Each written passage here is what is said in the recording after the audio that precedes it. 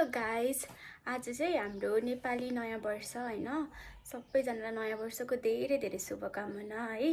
अनि आज चाहिँ मेरो अफिस छुट्टी छ अनि त्यही भएर म किर्तिपुर जान लागेको छु साथीहरुसँग घुम्न। 12 बजिसक्यो, लेट नि भइसक्यो। मलाई पुग्ने 1 घण्टा लाग्छ होला सायद। कति टाइम लाग्छ थाहा छैन, म खासै किर्तिपुरले जाँदिन अनि त्यही भएर टाइम कति लाग्छ त्यति थाहा छैन। अब जान्छु, हेरौँ कति बेला पुग्छु, साथीहरुलाई भेट्छु, रमाइलो गर्छु अनि घर आउँछु। म रेडी भइसकेँ, ready to go. Okay, see you guys. म चाहिँ घरबाट अघि निस्केको हैन अनि यो जामहरु छ के बाटोमा चाहिँ। आज नयाँ वर्ष भएर होला, सब मान्छे बाहिर निस्केर होला। यति धेरै बाटोभरि मान्छे अनि जाम पनि छ अलिअलि, तर त्यस्तो धेरै छैन। म चाहिँ अब पुग्न आँटे, अलिअलि धुलो खाँदै अलिअलि जाम बस्दै पुग्न आँटे। म चाहिँ अब नजिकै पुगे जस्तो लागिरहेछ। हेरौँ कति बेला पुग्छ। मलाई इनड्राइभवाला दाइले यहाँ तल छोडेर जानुभयो। माथि स्कुटरले तान्छ जस्तो लागेन, उकालो रहेछ। यतिमै स्यास्या भइसक्यो यार, हराउन सक्छ यहाँ। म्यापले बाटो सिकाइरहेछ मलाई। तर रमाइलो छ एक्लै हिँड्दा नि। कहाँ आइपुगे थाहा छैन। कस्तो राम्रो फुल फुलेको, कस्तो राम्रो देखिरहेछ। एक्लै हिँडिरहेको छु, पुग्न आँटेको जस्तो लागिरहेछ। यो हो जस्तो लागिरहेछ मलाई हाम्रो डेस्टिनेसन। कोही नै देख्दिनँ त, कहाँ पुगे खोइ। कस्तो राम्रो घर। पानी पर्छ क्या हो, पुरा गडाङगुडुङ गर्दैछन्। तर इन्भाइरोमेन्ट रमाइलो, शान्त। अब म हेर्छु कहाँ छन् हाम्रो गाइजहरू। म चाहिँ आइपुगिसकेँ हैन। मेरो साथीहरू चाहिँ आएकै छैनन्। अब बसेर वेट गर्नु पर्यो। के गर्नु, पङ्क्चुअल हुनु नि जानी घाटा लाग्छ। अब म अबदेखि पङ्क्चुअल हुँदिनँ भन्छु। फेरि कहीँ जानु पर्यो भने टाइम याद आइहाल्छ, निस्किहाल्छु टाइममै पुग्छु। अनि वेट गर्नुपर्छ यसरी रुखमुनि बसेर। यसरी बसेर वेट गरिरहेको छु म यहाँ, कति बेला आउँछन्। अनि मलाई हैन गाइजहरूले आधा घन्टा कुराएर बल्ल आउँदै हन्। यहाँ आउँदै हन् 4 जना। मलाई यत्रो बेर कुराएर अझ 2 मिनेटमा आउँछु भनेको मान्छेहरू। तिमीहरूको 2 मिनेट बल्ल भयो। यसको 2 मिनेट आधा घन्टा हो गाइस।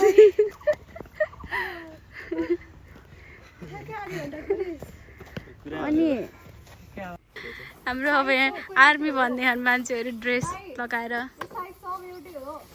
कठै बिचरी बच्चाको साइज छैन। मैले अघि भ्लग बनाएको होइन, मेरो रेकर्डिङ भइन्छ। म अहिले बनेर छु। Nice vibe. ल हामी आर्मी बनिसक्यौँ। क्याप्टेन नितेश, क्याप्टेन हैन कर्नल।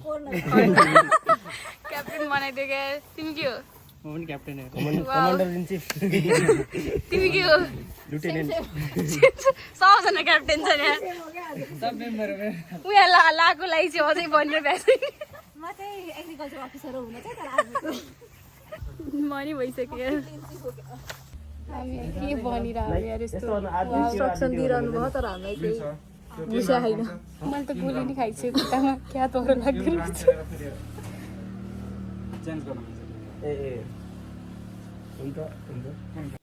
ल है, हाम्रो चाहिँ यहाँ गेम सुरु भइसक्यो। 2टा टिममा डिभाइड भएको हैन, ग्रिन टिम र रेड टिम।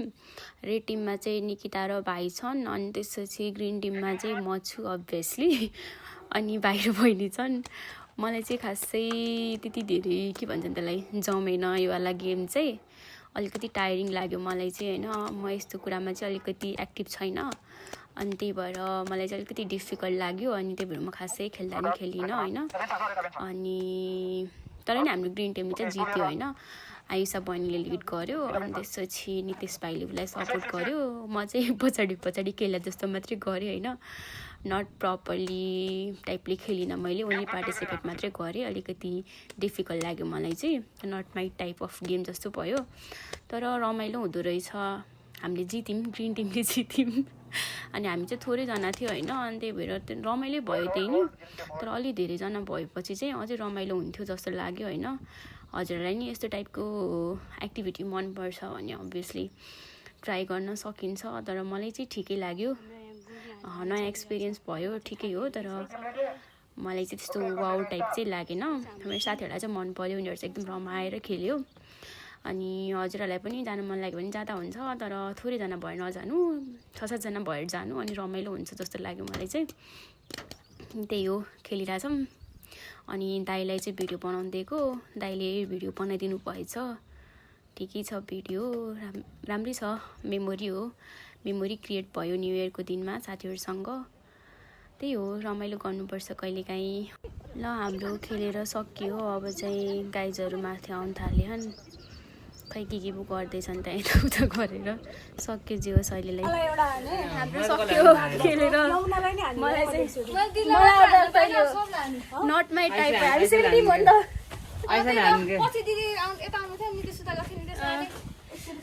खेलेर भ्याएर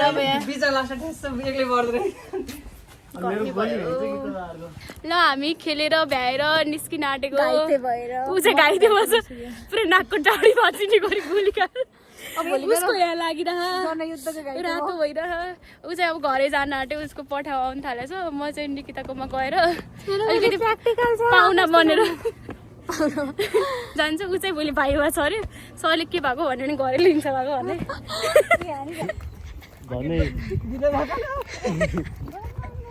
के बाटोमा हिँडेर आने अरे किर्तिपुरमा ल्याएर पुरै डाँडाबाट झरेर लानु। हो हाम्रो भाइ नि अब जोस आयो सबलाई।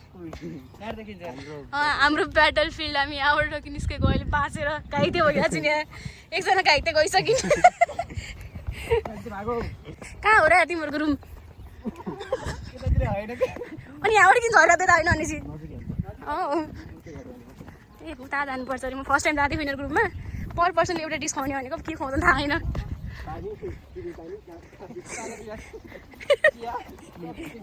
एउटा डिस हो क्या सबले, त्यो त कहाँ डिसमा काउन्ट हुँदैन नि, हुँदैन त्यस्तो। सर्बत बनाएर खुवाउँदैछ है, कागती नि हाल। Wow nice view. वाउ निकिताको मम्मीको पोज कस्तो राम्रो बोल्दै। हामी यहाँ लाफिङ खान बसेको गाइज। अलि धेरै हाँस्छौँ कि भनेर हाँसो कम भयो। मान्छेहरू बस्न पाएन, फोनमा व्यस्त भइसक्यो फेरि पुरै झुकी झुकी। निकिता न्यौपानेको रुम पुग्यौँ। यस्तो राम्रो रुम छ, सफा सुग्घर। थकै लाग्यो, अब मलाई के पकाएर खुवाउँछिन् हेरौँ है त। फर्स्ट टाइम रुम आएको हाम्रो निकिता न्यौपाने रानीले के खुवाउँछिन् अहिले एकछिन। सबले एउटा एउटा डिस भन्ने हो मैले, अब के खुवाउँछन् अहिले अपडेट गर्छु के डिस हुन्छ भनेर।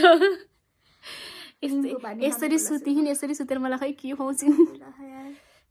एकैछिनमा खुवाउँछ नि त। राम्रो देखेँ रहेछ यार म। राम्रो भयो आज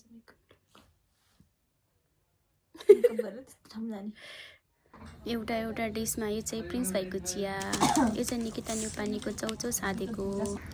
ल बाई बाई निकितासँग, बाई बाई प्रिन्ससँग नि बाई बाई। नितिश र म त सँगै जान थालेको। शुभ यात्रा आउँदै गर्नु होला।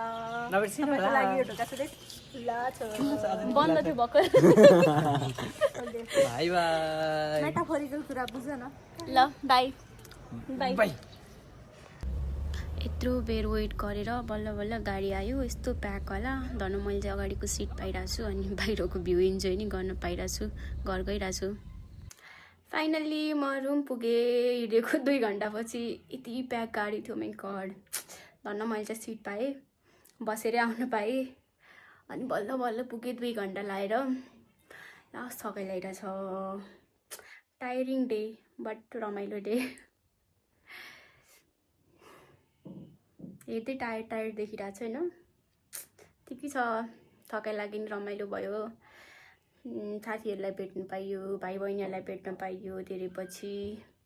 By bye, see you guys next time.